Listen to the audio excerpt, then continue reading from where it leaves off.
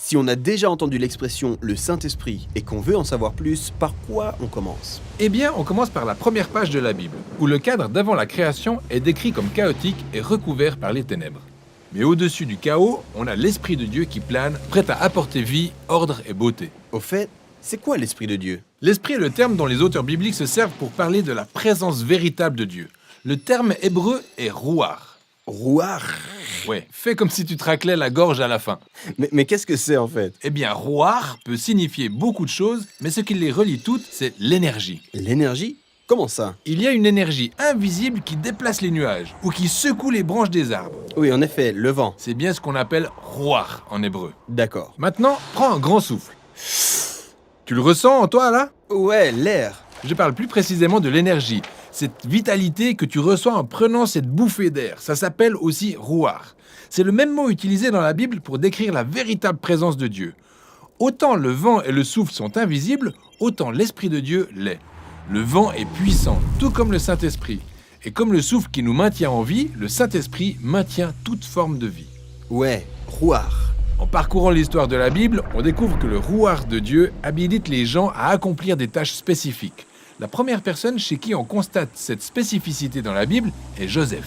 L'Esprit de Dieu lui donne la capacité de comprendre et d'interpréter des rêves. Ensuite, c'est un certain Betsalel, un artiste, qui en est investi. L'Esprit de Dieu le remplit de sagesse et d'autres aptitudes. Il est notamment doté d'un génie créatif pour réaliser de magnifiques œuvres dans le tabernacle. On voit aussi le rouar de Dieu habiliter une catégorie de personnes appelées les prophètes. Il leur donne la capacité de saisir l'ensemble du contexte historique de chaque événement selon la pensée de Dieu. Tout à fait. Et voici la lecture que font les prophètes de la situation du monde. Le rouar de Dieu a créé un monde vraiment magnifique. Mais en cédant au mal, les humains ont sombré dans l'injustice qui a engendré le chaos dans ce monde. Une nouvelle forme de chaos en somme. Exactement.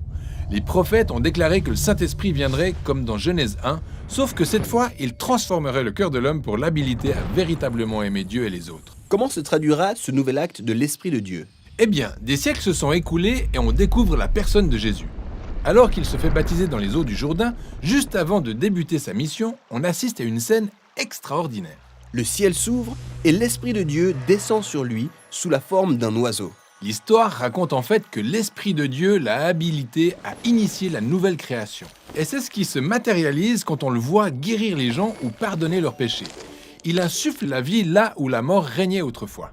Dès lors, les chefs religieux s'opposent à Jésus et finissent par le faire tuer. Mais même dans cette tragédie, l'Esprit de Dieu est toujours à l'œuvre. Les tout premiers disciples de Jésus, qui l'ont vu ressusciter, ont témoigné que c'est bien l'Esprit vivifiant de Dieu qui l'avait relevé d'entre les morts. Initiant ainsi la nouvelle création. En effet, ce processus est toujours en cours. Quand Jésus est apparu à ses plus proches disciples, il a soufflé sur eux en disant « Recevez le Saint-Esprit ». Et peu de temps après ça, l'Esprit est descendu puissamment sur eux tous pour les intégrer à la nouvelle création. Afin qu'ils répandent la bonne nouvelle et expérimentent une vie impulsée par le souffle et l'influence de l'Esprit de Dieu. Aujourd'hui encore, l'Esprit continue de planer au-dessus des ténèbres. Pour amener les gens à Jésus, les transformer et les habiliter à aimer Dieu et leurs semblables. L'espérance chrétienne réside dans le fait que le Saint-Esprit rendra son œuvre parfaite.